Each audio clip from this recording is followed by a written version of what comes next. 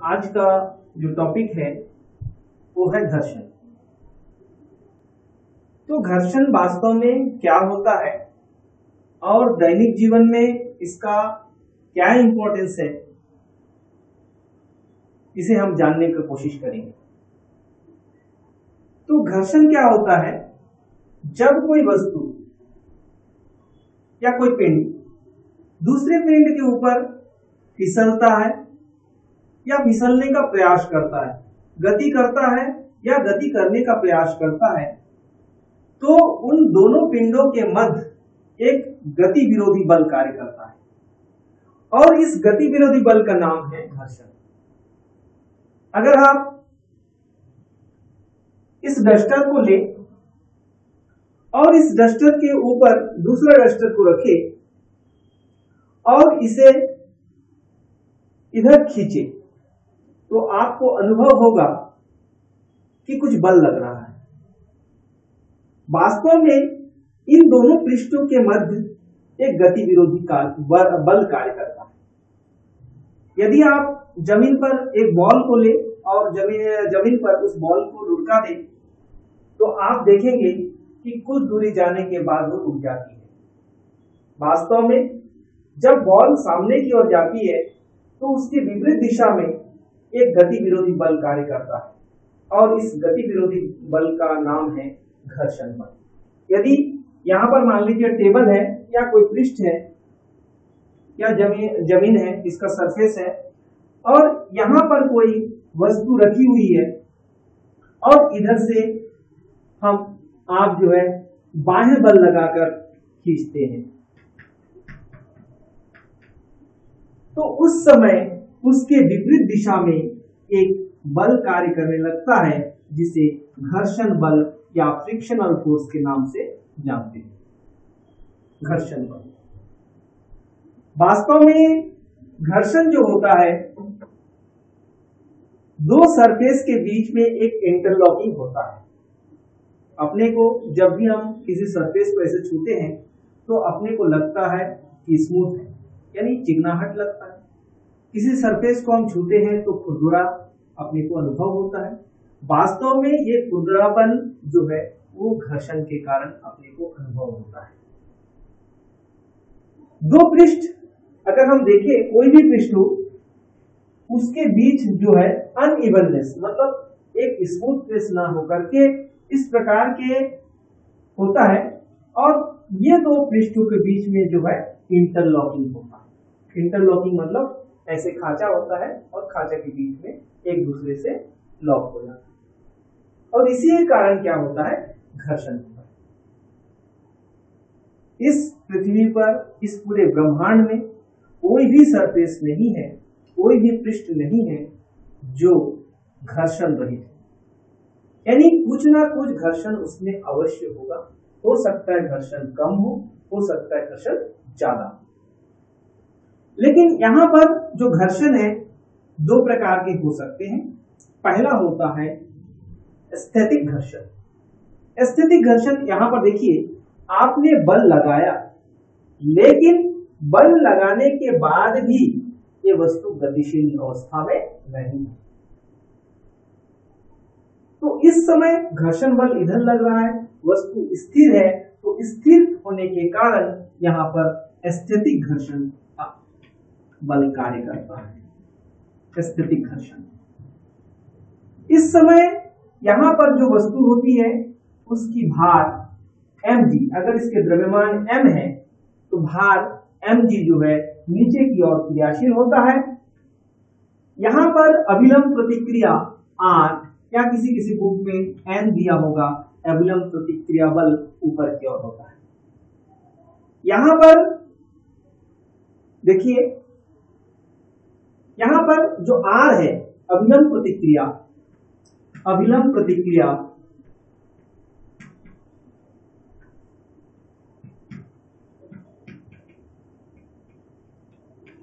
भार से बैलेंस्ड है, मतलब ना तो ये इधर जा रहा है ना तो उधर जा रहा है, बैलेंस है। और फ्रिक्शनल फोर्स एक्सटर्नल फोर्स से बैलेंस है, इसलिए ये इसके बराबर है, ये इसके बराबर है। वस्तु ना तो उधर जाता है ना तो इधर जाता है। तो इस समय जो घर्षण बल लगता है उसको स्थैतिक घर्षण बल कहा जाता है। अब क्या करते हैं, इस बाह्य बल को धीरे धीरे बढ़ाते हैं। बढ़ाने से एक स्थिति ऐसा आता है जहां पर थोड़ा सा भी बल बढ़ाने पर वस्तु गतिशील अवस्था में आ जाता है। तो उस अधिकतम बल जहां पर वस्तु स्थिर अवस्था में लगे रहे, तो उस समय जो दोनों पृष्ठों के मध्य लगता है वो बल सीमांत घर्षण बल कहलाता है। मतलब स्थैतिक घर्षण बल का अधिकतम मान जो होता है सीमांत घर्षण बल के नाम से जाना जाता है। सीमांत घर्षण बल यानी लिमिटिंग फ्रिक्शन। लिमिटिंग फ्रिक्शन, तो यहां पर लिमिटिंग फ्रिक्शन में अधिकतम होता है।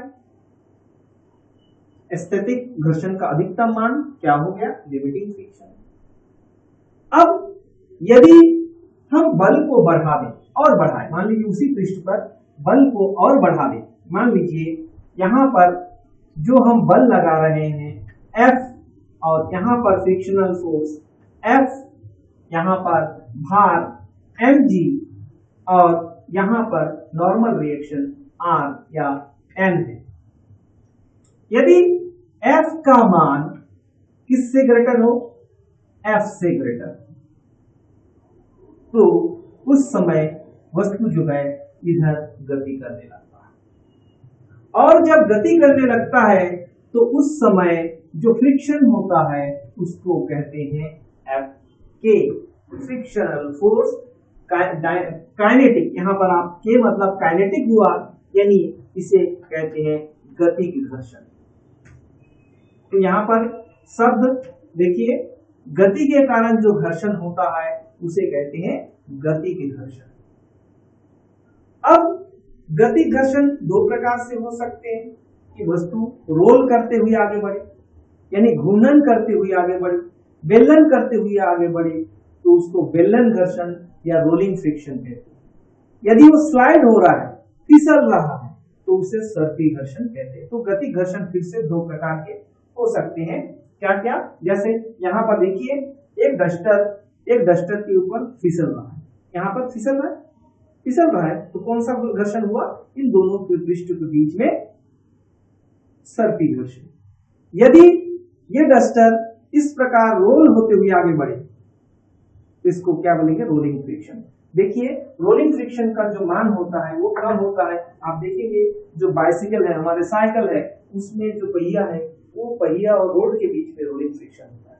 उसमें जो छर्रे लगे होते हैं वो भी रोलिंग फ्रिक्शन होता है।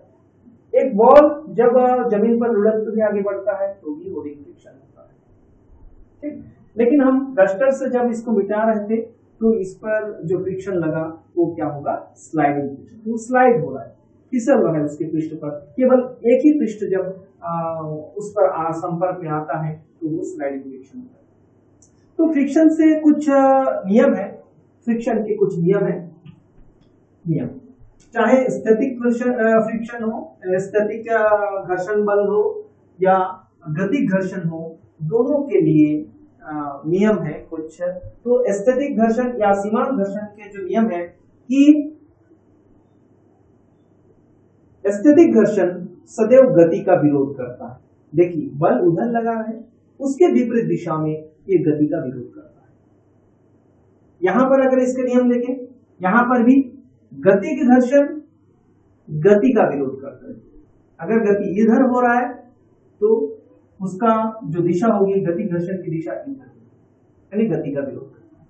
दूसरा नियम दोनों के लिए, स्थैतिक घर्षण और सीमांत घर्षण या स्थैतिक घर्षण और गति घर्षण के लिए दूसरा जो नियम है ये क्या है कि ये दोनों पृष्ठों के संपर्क क्षेत्रफल पर निर्भर नहीं करता है। कितने क्षेत्रफल पर संपर्क में है इस पर निर्भर नहीं करता, does not depend upon area of contact. तीसरा जो नियम है क्या कहता है कि दोनों तलों के जो संपर्क तल है उनके प्रकृति पर निर्भर करता है, depend upon nature of to surfaces. अगर दोनों सरफेस क्या हो, खुरदरा हो तो फ्रिक्शन ज्यादा हो, यदि स्मूथ हो यानी चिकनाहट ज्यादा हो तो क्या होगा, फ्रिक्शन कम। यानी फ्रिक्शन जो है उसकी प्रकृति, दोनों संपर्क तलों की प्रकृति पर निर्भर करता है।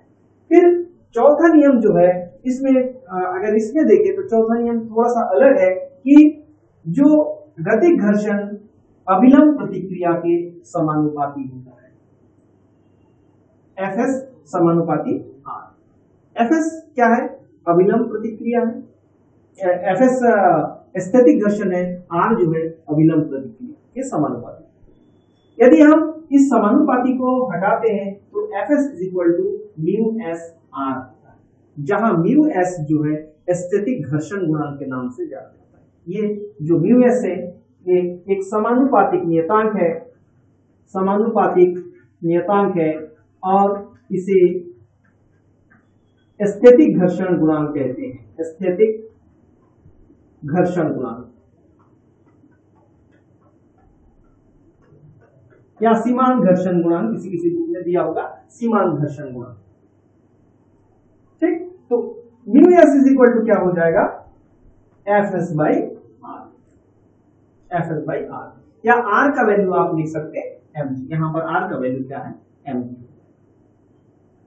अब यहां पर गति घर्षण में जो चौथा नियम क्या होगी? तीन नियम लगभग सेम है। चौथा नियम यहां पर एफ एस के जगह पर एफ के, यानी गतिक घर्षण अभिलंब प्रतिक्रिया के समानुपाती होता है, आर के समानुपाती है। और F K is equal to क्या हो जाएगा? म्यू के आर। यहां पर जो म्यू के है, म्यू के को क्या कहते हैं? गतिक घर्षण गुणांक, kinetic coefficient of kinetic friction. मतलब यहां पर the kinetic friction is directly proportional to normal reaction and when the proportional को जब हम हटाते हैं तो एक प्रोपोर्शनलिटी कांस्टेंट आता है and that proportionality constant is known as coefficient of kinetic friction और डायनेमिक फ्रिक्शन। तो इस प्रकार म्यू के इज इक्वल टू क्या हो जाएगी आपका? एफ के बाई आर। इस प्रकार का जो फ्रिक्शन होता है, जब स्लाइडिंग फ्रिक्शन या रोलिंग फ्रिक्शन हो और यहां पर आपका रेस्ट में है, तो रेस्ट में होने से क्या हो जाएगा? एफ एस और आर दोनों इक्वल होगा, आर और एम इक्वल होगा। यहां पर जब ये मोशन करता है तो फोर्स यहां पर ज्यादा है, F resultant force, F minus क्या हो जाएगा? Resultant force. यहां पर रिजल्टेंट फोर्स परिणामी जो बल होगी वो क्या होगी? एफ माइनस एफ के, और इसी के कारण क्या हो जाएगी? एम के। अगर ये त्वरण ए से गतिशील है, अगर ये त्वरित होता है तो F minus F K is equal to M A. इस फॉर्मूले से आप कॉम्पिटिटिव लेवल का, कॉम्पिटिटिव एग्जाम के जो क्वेश्चन आते हैं इसी फार्मूला पर बेस्ड होता है कि रिजल्टेंट फोर्स जो होगी वो मास इनटू एक्सीलरेशन के इक्वल। ठीक, अब आते हैं इससे रिलेटेड कुछ पॉइंट्स आते हैं जिसमें आपको पढ़ना है घर्षण कोण और पढ़ना है आपको विराम कोण। तो घर्षण कोण क्या होता है? तो घर्षण कोण यहां पर देखिए, यहां पर यदि ये नॉर्मल रिएक्शन है, ये लिमिटिंग फ्रिक्शन है, यदि हम यहां पर एक समांतर चतुर्भुज की रचना करें, देखिए तो आर एक वेक्टर है, एफ एस एक वेक्टर है, सदिश है। तो इन दो सदिशों का जो विकर्ण होगा, यहां पर देखिए समांतर चतुर्भुज का जो विकर्ण होगा वो हो जाएगा एफ एस और आर का परिणाम। तो एफ एस और आर के परिणामी आर के डायरेक्शन से जो एंगल बनता है उसी को क्या कहते हैं? घर्षण कोण। यानी स्थैतिक घर्षण और अभिलंब प्रतिक्रिया के परिणामी अभिलंब प्रतिक्रिया की दिशा से जो कोण बनाता है उस कोण को घर्षण कोण के नाम से जाना जाता है। The angle made by the resultant of limiting friction and normal reaction with the direction of normal reaction is called angle of friction, और इसको लैम्डा से डिनोट करते हैं। और जब इसको सॉल्व करते हैं तो अपने पास एक फार्मूला आता है mu S is equal to tan lambda, यानी जो स्थैतिक घर्षण गुणांक है वो घर्षण कोण के स्पर्श ज्या के बराबर होता है। ठीक, इस प्रकार जो है हमने आज जो है घर्षण के बारे में जाना। Thank you.